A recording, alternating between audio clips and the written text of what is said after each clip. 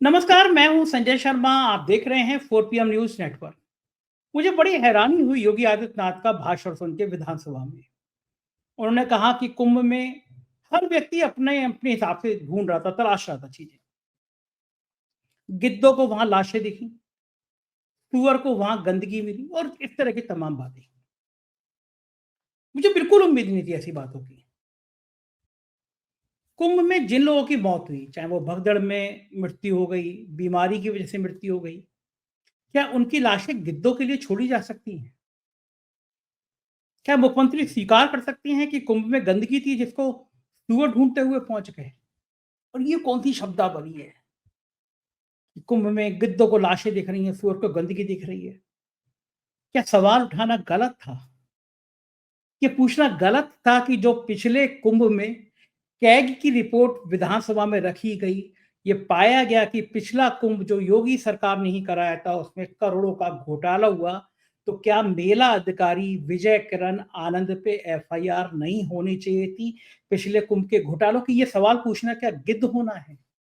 और फिर ये सवाल पूछना भी क्या गिद्ध होना है कि वही मेला अधिकारी विजय किरण आनंद इस बार कुंभ का मेला अधिकारी क्यों था? उसमें ऐसे कौन से लाल लगे हैं? और ये पूछना भी क्या गुनाह है कि जिस आईपीएस को सबसे चरित्रहीन बता रहे थे खुद योगी आदित्यनाथ, वो मेले का डीआईजी कैसे है? क्या ये सवाल गिद्ध है? लेकिन एक व्यक्ति बड़े मजे में है इन सब फजीहत के बाद। उनका नाम है अमित शाह। ये बात मुझसे अभय द्विवेदी जी ने कही। मैंने शो कर रहा था, इस विषय पे बात करी। मैं हैरान था कि योगी जी इतने गुस्से में क्यों आ गए।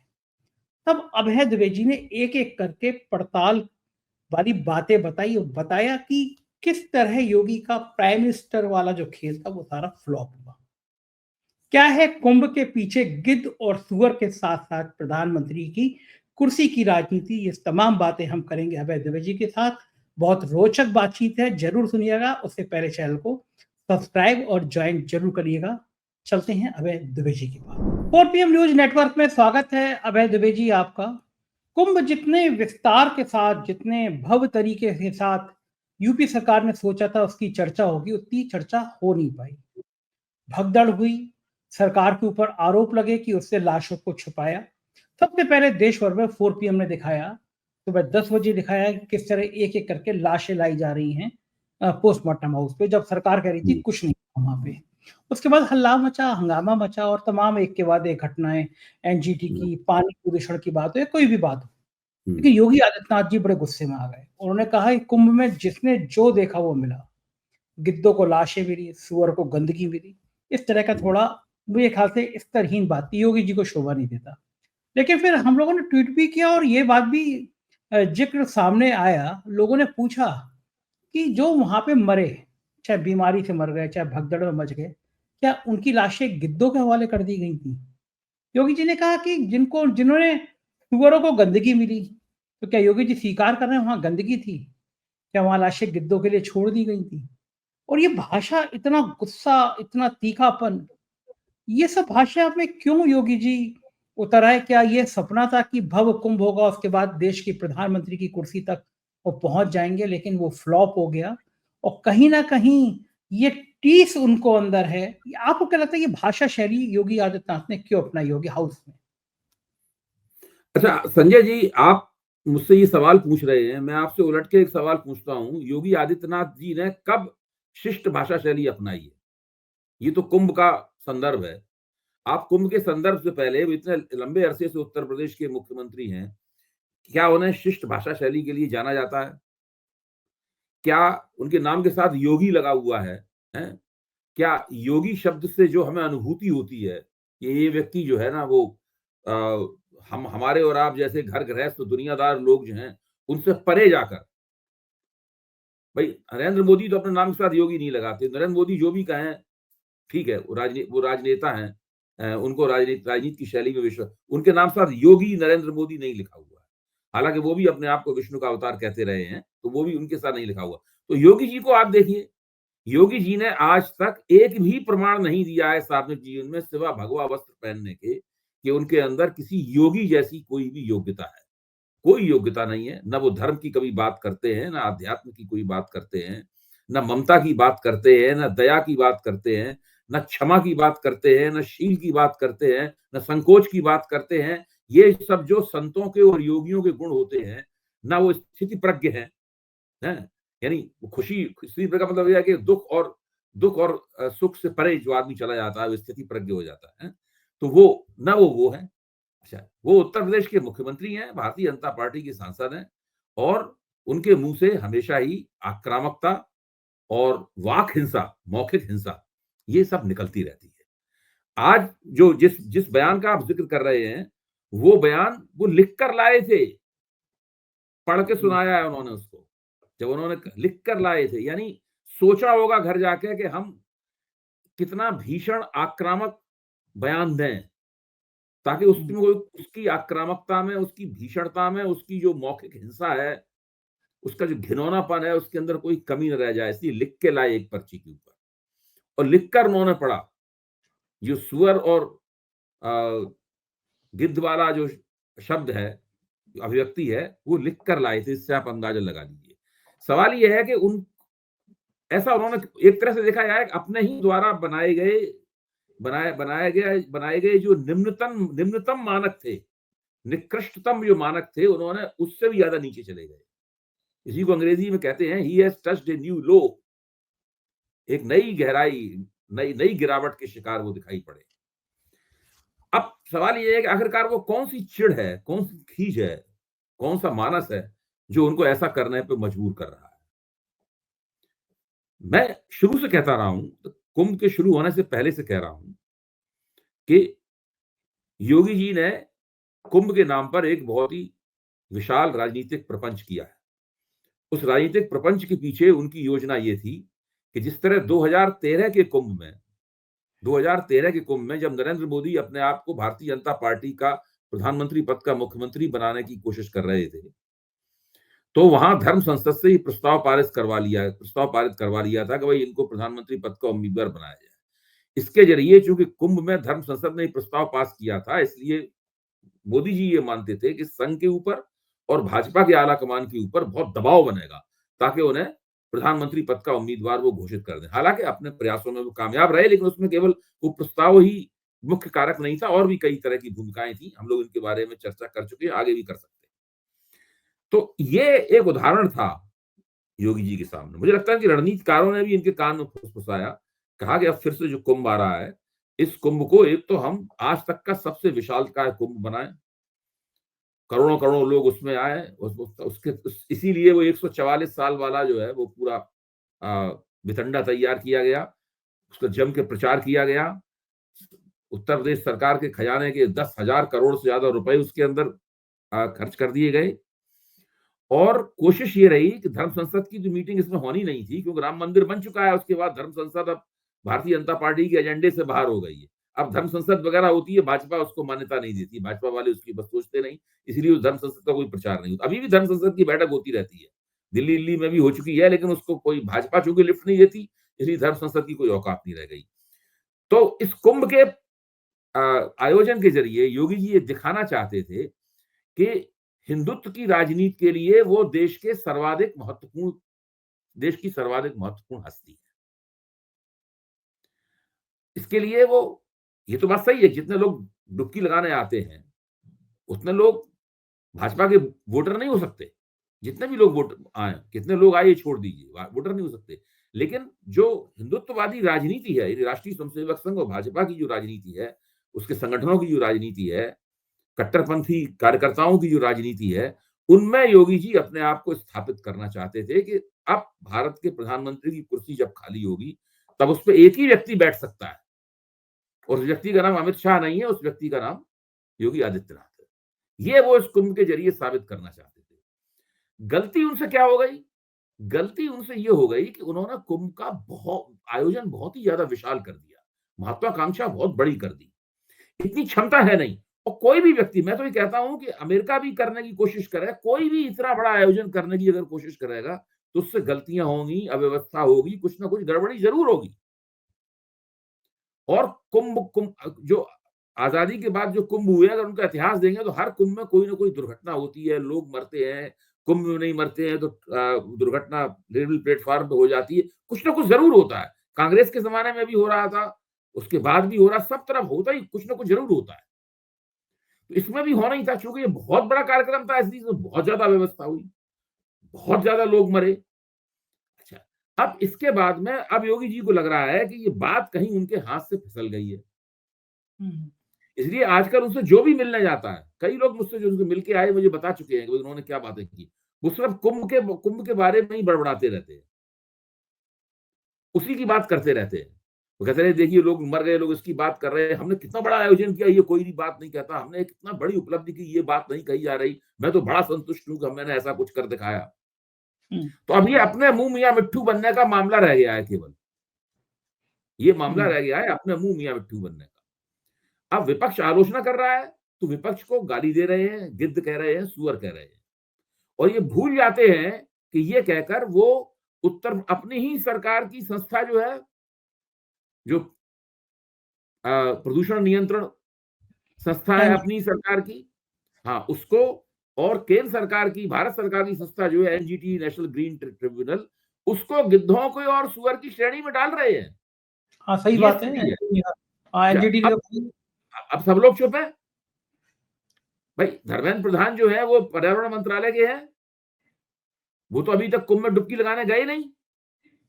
हाँ शायद उन्होंने उनको तो लग रहा होगा एनजीटी की रिपोर्ट देख ली होगी ना कि तो मेरी डिपार्टमेंट की रिपोर्ट है। उन्हें लग रहा होगा कुंभ में डुबकी लगाएंगे तो हम तो भूमूत्र में डुबकी लगा के डुबकी लगानी पड़ेगी हमें। अरे हमने इंस्टाग्राम पे डाला, उसको 1.25 करोड़ लोगों ने देखा रील को, कि 40 के अंश है पानी में। और देखिए अभी नरेंद्र मोदी की वो तस्वीर डुबकी लगाने वाली भी दोबारा दिखाई जा रही थी टीवी के ऊपर, तो मैंने ध्यान से उस तस्वीर को देखा, पहले नहीं देखा था। मोदी जी उस पानी का आचमन नहीं कर रहे हैं, वो उस पानी में बड़ी चालाकी से, सावधानी से केवल अपनी उंगलियों का ऊपर का हिस्सा डुबो रहे हैं और उसको उठा के यहां लगा रहे, ऐसे कर रहे हैं, डुबोते हैं फिर यहां लगाते हैं, डुबोते हैं फिर यहां लगाते हैं, इस तरीके से कर रहे हैं मोदी जी, क्योंकि मोदी जी भी जानते हैं कि ये है क्या। अब राजनीतिक नाटक करने के लिए, है सुपर हिंदू बनने के लिए ये सब करना जरूरी है। अखिलेश यादव ने तो कहा कि पानी पी क्यों नहीं रहे हैं, पानी वही वाला पानी पीना चाहिए ना, हाँ, इनको दिखाना तो चाहिए। ये देखिए ये कुंभ जो है, कुंभ बहुत बड़ा आयोजन किया जा सकता था कुंभ का, और जब उसमें गलतियां होती, लोग मरते या लोग फिसल के गिरते या अव्यवस्था होती, ट्रैफिक जाम होता, कुछ भी होता है, और उसकी जब गलतियां गिनाई जाती, ये कहा जा सकता था कि बहुत बड़ा आयोजन है, इसमें कुछ ना कुछ गलतियां होना बहुत लाजमी है, हम लोग कोशिश कर रहे हैं अधिकतम ठीक करें। सरकारी अफसर, पुलिस वाले, कर्मचारी, सफाई कर्मचारी सब दिन रात लगे हुए हैं, और हम लोगों को उनके प्रयास पर ध्यान देना चाहिए और कोशिश करनी चाहिए कि उनका प्रयास कामयाब हो। ये भाषा भी अपनाई जा सकती थी हाँ ठीक बात है। भाई, जिस जिस जहां करोड़ों लोग, करोड़ों हिंदू आ रहे हैं आस्था की डुबकी लगाने के लिए, वहां पर हम कह सकते हैं कि थोड़ी बहुत अव्यवस्था भी हम बर्दाश्त कर लेंगे। सबका हृदय बहुत उदार है इस मामले में, किसका हृदय उदार नहीं है। अब इसमें चूंकि अखिलेश ने आजम खान को कुंभ का इंचार्ज बनाया था, इसलिए उसके ऊपर भी उन्होंने छीटाकशी कर दी। आज मुझे बहुत अच्छा लगा, समाजवादी पार्टी के प्रवक्ता थे मनोज काका, उन्होंने बहुत दबा के टीवी पे कहा कि आजम खान के अंदर ज्यादा सद्भावना है, ज्यादा मानवता है योगी आदित्यनाथ के मुकाबले। उन्होंने कोई बचाव नहीं किया इस बात पे। उन्होंने कहा आजम खान को हमने उसका इंचार्ज बनाया था, हमने बिल्कुल ठीक किया था, और उनका आचरण मुख्यमंत्री के आचरण से ज्यादा बेहतर है। अरे वो अखिलेश यादव ने आजम खान के टाइम की हार्वर्ड की किताबें भेजी विधानसभा अध्यक्ष को, ट्वीट भी किया। हार्वर्ड ने, यूनिवर्सिटी ने आजम खान वाले कुंभ को, अखिलेश यादव वाले कुंभ को सराहा, और एक भी दुर्घटना नहीं हुई थी। रेलवे स्टेशन और जो स्टेशन और दुर्घटना हुई थी वो स्टेशन तो हुई थी, आजम खान कोई रेल मंत्री नहीं है भारत सरकार। भारत सरकार। और तो मुझे तो याद है, कहना ही चाहता हूँ, जूते उतार के गंगा जी पे आचमन करते हुए मैंने आजम खान के वीडियो देखे थे, मुस्लिम होते हुए। जी जी, नहीं मुस्लिम, अरे फारूक अब्दुल्ला है, फारूक अब्दुल्ला से बढ़िया भजन कौन सा नेता गाता है? बिल्कुल ठीक बात है। फारूक अब्दुल्ला से बड़ा कोई बढ़िया कोई भजन गाता है? कोई रामचरितमानस की चौपाइयां फारूक अब्दुल्ला ज्यादा गाता है? वैष्णो देवी की भजन फारूक अब्दुल्ला ज्यादा कोई बढ़िया लय में गाता है? ये सब क्या बात करते हैं भाई? ये लोग, इन लोगों ने जो धर्म के नाम पे फैला रखा है, इसकी पोल सारे हिंदुस्तान में खुल चुकी है, और उसकी पोल खुलने का सबसे बड़ा सबूत है रामलला का मंदिर। रामलला का इन्होंने मंदिर बनाया, प्राण प्रतिष्ठा की, इनको वोट नहीं मिला उसके बदले में। और अब योगी जी का भी वही हश्र होगा। इन्होंने उन्होंने सोचा कि रामलला के मंदिर में तो मोदी जी का ही चेहरा चमक रहा था, नंबर 2 पे थे मोहन भागवत और नंबर 3 पे थे हम। भाई राष्ट्रीय संसद सरसंघचालक से तो आगे ये खड़े नहीं हो सकते थे। ठीक तो बात है। पहली आरती इन्होंने की मोदी जी ने, दूसरी हमने और आपने देखा है ना पूरा। दूसरी लाइव देख आरती इन्होंने की और तीसरी आरती करने का नंबर इनका आया। तो अब सोचते हैं हम एक ऐसा काम करेंगे जिसमें हम नंबर 1 होंगे, हुँ। क्योंकि सारी व्यवस्था हमारे हाथ में होगी, हम ही सिरमौर होंगे। इसकी इसकी सफलता का ताज हम पहनेंगे, इसका मुकुट हम लगाएंगे। अब उसमें हो गई ये गड़बड़, और कोई प्रशंसा कर नहीं रहा है, तो सारी प्रशंसा खुद अपने मुंह से खुद अपनी ही तारीफ कर रहे हैं। ये स्थिति क्या लग है। रहा है तो चूक कर गए जी, योगी आदित्यनाथ इन व्यवस्थाओं में चूक कर गए? दूसरा सवाल बड़ा सवाल ये है कि जो पॉलिटिकल रेस थी अमित शाह को पीछे छोड़ देंगे। क्या हुँ। लगता है अब वो रेस में पिछड़ गए अमित शाह ने बड़ी सफाई के साथ क्योंकि भाई जब भगदड़ मुझे तो लगता है कि अमित शाह राजनीतिक रूप से ज़्यादा कुशल हैं और उनके पास अ, नरेंद्र मोदी का उत्तराधिकारी बनने के ज़्यादा मौके हैं। अगर आप देखें, अगर आप इसको मान के चलें कि 2 लोग भाग दौड़ रहे हैं और दूर प्रधानमंत्री की कुर्सी रखी हुई है, उस कुर्सी में आज की तारीख में कौन पहले पहुँचता हुआ लगता है, तो अमित शाह योगी आदित्यनाथ से काफ़ी आगे लग रहे हैं। अच्छा अभय जी मुझे तो एक चीज़ का और सवाल दीजिए, मुझे उत्तर जवाब प्रदेश दीजिए। में तो प्रशासन की हालत बहुत खराब है ना। हुँ, एक चीज़ का जवाब और दीजिए। कुंभ हाँ, में भगदड़ मची, हम लोगों ने 10 बजे जैसे मैंने बताया कि 10 बजे हमने दिखा भी दी थी डेड बॉडी। उसके बाद योगी आदित्यनाथ जी ने कहा कि वहाँ पे कुछ लोग घायल हुए हैं, कोई मौत की हुँ, बात नहीं करी। दोपहर के 2-3 बज गए। पहला ट्वीट कायदे से यूपी सरकार की तरफ से आना चाहिए कि दुखद हुए, कुछ लोगों की मौत की खबरें आ रही हैं या इतने लोग हुँ, मर गए। लेकिन यूपी सरकार ने नहीं किया। सबसे पहला ट्वीट हुँ, प्रधानमंत्री ने कर दिया। हुँ, प्रधानमंत्री को पता तो होगा कि भई यूपी सरकार से कभी कोई ट्वीट नहीं हुआ है, कुछ हुँ, छुपाया जा रहा है। प्रधानमंत्री पहले योगी जी से कह सकते थे कि तुम ट्वीट करो फिर मैं ट्वीट करूँगा। लेकिन पहले हुँ, प्रधानमंत्री ने कह दिया जो लोग मरे हैं बड़े अच्छे शब्दों में जो दिवंगत हुए हैं उनको मेरी श्रद्धांजलि जी, इस टाइप का ट्वीट कर दिया। तो हड़कंप मचा कि हम तो बता ही नहीं रहे हैं मौत आएँगी तो प्रधानमंत्री तो योगी जी रोते हुए फिर नज़र आए। दूसरी बात एनजीटी पूरी तरह से पता है कि एनजीटी के जो चेयरमैन हैं, कितने बड़े मोदी भक्त हैं, कोई छुपा तो है नहीं। उनके बारे में बच्चा-बच्चा जानता है। कोरोना हुँ, में जब लाशें गिर रही थी, तो मैंने बहुत बढ़िया स्टडी करी मेरे और मेरे एडवोकेट ने, हम लोगों ने रेड करी एनजीटी में। उस समय हुँ, में चूँकि रेट इतनी अच्छी थी मेरी, यूपी सरकार को, बिहार सरकार को और हुँ, केंद्र सरकार को नोटिस जारी हुए। लेकिन हुँ, उसके बाद हुआ कि कोरोना में बदनामी हो जाएगी, उसपे हुँ, डेट पे डेट कर दी, अभी तक फैसला नहीं हुआ, क्योंकि फिर हुँ, मोदी जी की बदनामी है। लेकिन वही एनजीटी 2-2 हुँ, बार यूपी सरकार को नोटिस जारी कर दे रहा है। हुँ, जिस कुंभ को जिस कुंभ को सबसे बड़ा ब्रांड बनाने की कोशिश कर रहे हैं योगी जी, हुँ, मोदी जी की एनजीटी, मैं तो इसलिए कहूँगा कि कोई शक नहीं है मुझे उसमें, उनकी भक्ति भाव जितने एनजीटी के चेयरमैन करते हैं। तो क्या दिल्ली पंच कर रहा है? वो गोदी मीडिया के चैनल, जो अमित शाह के सबसे दुलारे हैं, नाम लेना ठीक नहीं है, एक मालिक हैं या संपादक हैं, अमित शाह जी के बिल्कुल दाहिने हाथ हैं। उनके चैनल ने ऐसी की तैसी करके रख दी, जब हम लोगों ने दिखा दिया उसके बाद। ऐसे कई चैनल हैं, जो मोदी जी के बड़े दुलारे हैं, जो हरेन जोशी की मर्ज़ी के बिना साँस नहीं ले सकते, वो कुंभ पे योगी आदित्यनाथ पर हमलावर हो गए। हुँ। इसका मतलब दिल्ली भी इस अव्यवस्थाओं को उजागर करना चाहता था।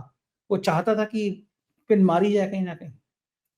अच्छा, मैं आपकी बात का जवाब देने से पहले मैं आपको थोड़े से भाजपा के पुराने इतिहास में ले चलूँगा।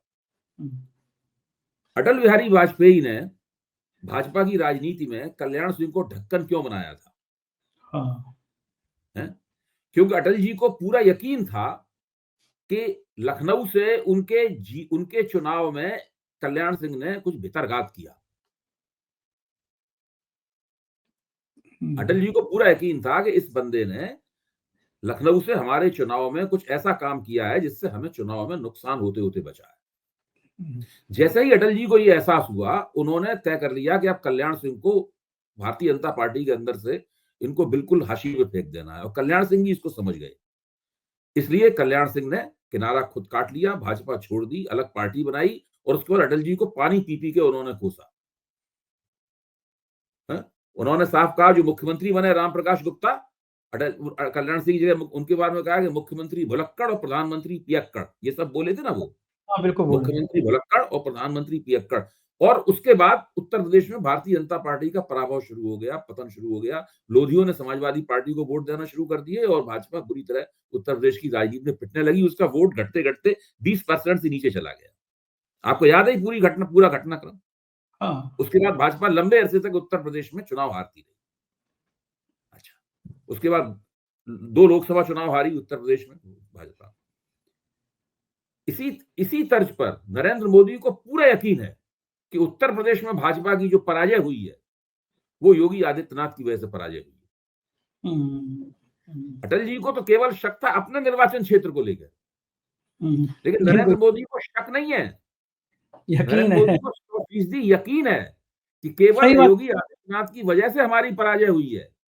हुँ, और इसके लिए पूरा योगी आदित्यनाथ के दरवाजे में पराजय का ठीकरा फोड़ने के लिए उन्होंने पूरी तैयारी की, अमित शाह ने। उसमें हुँ, नरेंद्र मोदी भी शामिल थे उस तैयारी में। ये हो ही नहीं सकता कि नरेंद्र मोदी न चाहते तो ऐसा होता। वो पूरा जो उत्तर प्रदेश के भाजपा अध्यक्ष ने भूपेंद्र चौधरी ने जो हुँ, जांच समिति बनाई थी, उस जांच समिति की आप पूरी रिपोर्ट पढ़ लीजिए, फाइंडिंग्स देख लीजिए। सारी फाइंडिंग्स कह रही हैं कि भाई मुख्यमंत्री और उत्तर प्रदेश सरकार की वजह से हम लोग हारे। भारतीय जनता पार्टी उत्तर प्रदेश की भारतीय जनता पार्टी द्वारा बनाई गई कमेटी कह रही है कि भारतीय जनता पार्टी की योगी आदित्यनाथ के नेतृत्व वाली सरकार की वजह से हमारे।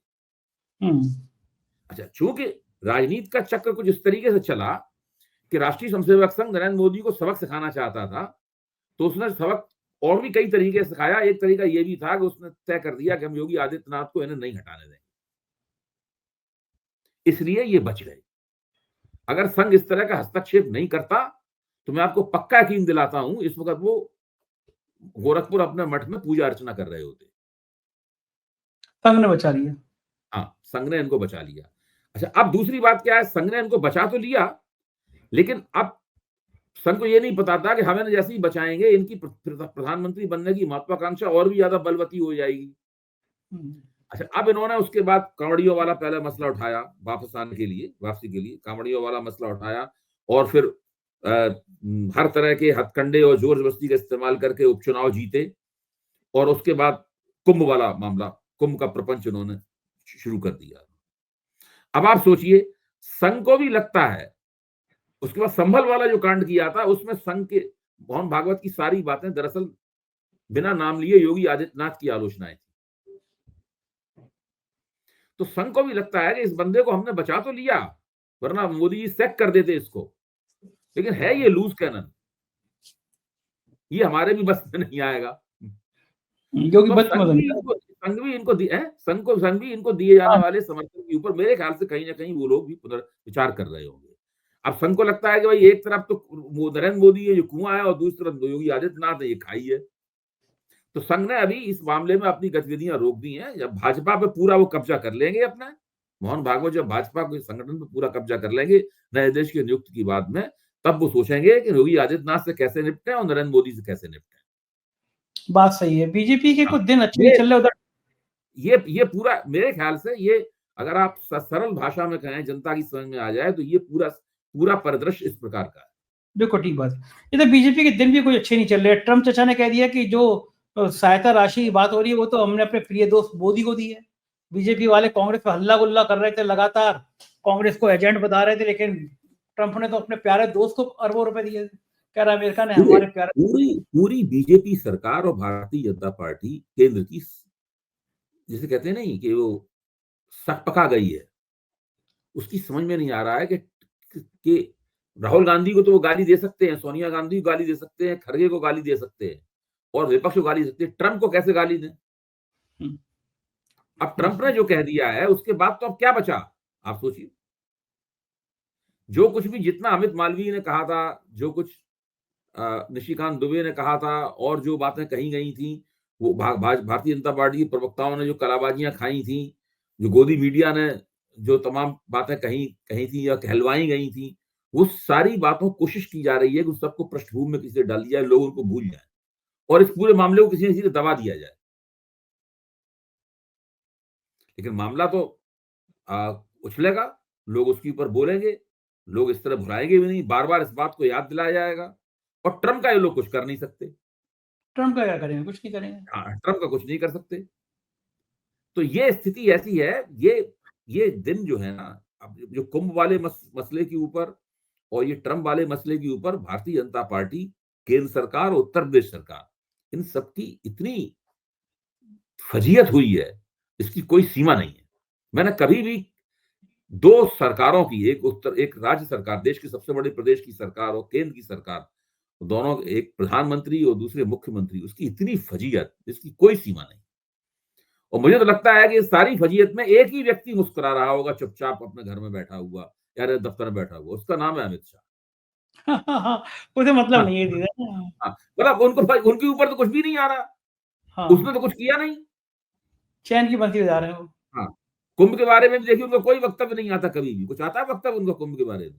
नहीं, नहीं, कुछ नहीं आया। वो कोई योगी आदित्यनाथ को बचाने के लिए कोई सफाई, कोई तर्क नहीं देते। वैसे कोई पत्रकार पूछेगा तो समर्थन ही करेंगे, विरोध तो ना करेंगे खुल के वो। सही बात है, हाँ। हाँ, लेकिन सबसे ज़्यादा मज़ा अगर कोई ले रहा है, तो वो तीसरा बंदा जो है ना, वो मज़ा ले रहा है। अच्छा, ट्रम्प ट्रम्प क्या लग रहा है, जो ट्रम्प जिस स्पीड से भारत के बारे में पक किए जा रहे हैं, हाँ। फिर स्पीड रुकेगी या ये और बढ़ती चली जाएगी स्पीड? देखिए, ट्रम्प जो है, वो जिस तरह के बराक ओबामा थे या बिल क्लिंटन थे या जिस तरह के बाइडेन थे या जिस तरह की हिलेरी क्लिंटन है या उससे पहले जो अमेरिका में राष्ट्रपतियों की जो परंपरा है, उस किस्म के व्यक्ति नहीं है ट्रम्प। उनका कोई राजनेता के तौर पर कोई प्रशिक्षण नहीं हुआ है, ना उनकी पढ़ाई लिखाई उस तरह की है, कुछ नहीं है उनके पास। उनके पास एक शेखी बघारने की और झूठ बोलने की, उन्होंने अपने आप को शेखी बघारने और झूठ बोलने की मशीन बना लिया है। जैसे वो कहते हैं कि मेरा आईक्यू दुनिया में सबसे ज्यादा है। दूसरी बात, वो कहते हैं I am a student of history, तो एकदम लोग सब हंसते आ जाए, इस आदमी को इतिहास भी पता है। तो इस मामले में नरेंद्र मोदी, वो दोनों तकरीबन एक से व्यक्ति हैं। नरेंद्र मोदी भी अपने आप को सबसे काबिल व्यक्ति बताते हैं, वो भी अपने आप को इतिहास का छात्र बताते हैं, इसीलिए वो सिकंदर को बिहार तक ले आए थे, तो पटना तक ले आए थे। तो ये दोनों में दोनों झूठ बोलते हैं। अगर आप एक ट्रम्प के पहले शासनकाल में तो अखबार वाले वहां छापते थे ट्रम्प ने कितने झूठ बोले हैं, पूरी लिस्ट छपती थी हाँ, उसकी। आज हाँ, आज उन्होंने तक 2 झूठ और जोड़ दिए, वो जोड़ दिए। ऐसी लिस्ट मोदी जी के बारे में भी बनाई जा सकती है। इसी के साथ-साथ एक दूसरा कॉलम बनाया जा सकता है, कितनी डींगे मारी। इसलिए मोदी जी छोटा के बारे भाई में भी डींगे, मोदी जी के बारे छोटा में भी भाई कॉलम बनाया जा सकता है। छोटा भाई बनाम बड़ा भाई। हाँ, और लेकिन मोदी जी तो पॉलिटिशियन है, राजनेता है, सारा प्रशिक्षण उनका एक पॉलिटिकल लीडर के तौर पे हुआ है। लेकिन ट्रम्प इस मामले में उनसे आगे हैं, होना भी चाहिए। वो अमेरिका के राष्ट्रपति हैं, ये भारत के प्रधानमंत्री हैं। अब देखिए क्या होता है। ट्रम्प कुछ भी बोल सकते हैं, मोदी इसीलिए चुप हैं। अगर उन्होंने कुछ भी बोला तो ट्रम्प गुस्से में आ गए, ऐसी कुछ बात बोल देंगे, इसकी और तो और बेइज्जती होगी और बहुत बुरी भारी तरह पड़ फंसेंगे। जी, तो बड़ी बात है। बहुत-बहुत शुक्रिया अभय जी, आपने इतना समय दिया, आपने बातचीत की। Thank you. जी, नमस्कार। ये थे अभय द्विवेदी और कितने विस्तार के साथ इन्होंने समझाया। दरअसल मुख्यमंत्री का जो ऑपरेशन था, ऑपरेशन दिल्ली, वो कहीं न कहीं खत्म हुआ इस कुंभ के बाद। आप मेरी बात से सहमत हो तो अपना प्यार भरा कमेंट ज़रूर कीजिएगा। चैनल को सब्सक्राइब और जॉइन कीजिएगा। शुक्रिया, थैंक यू।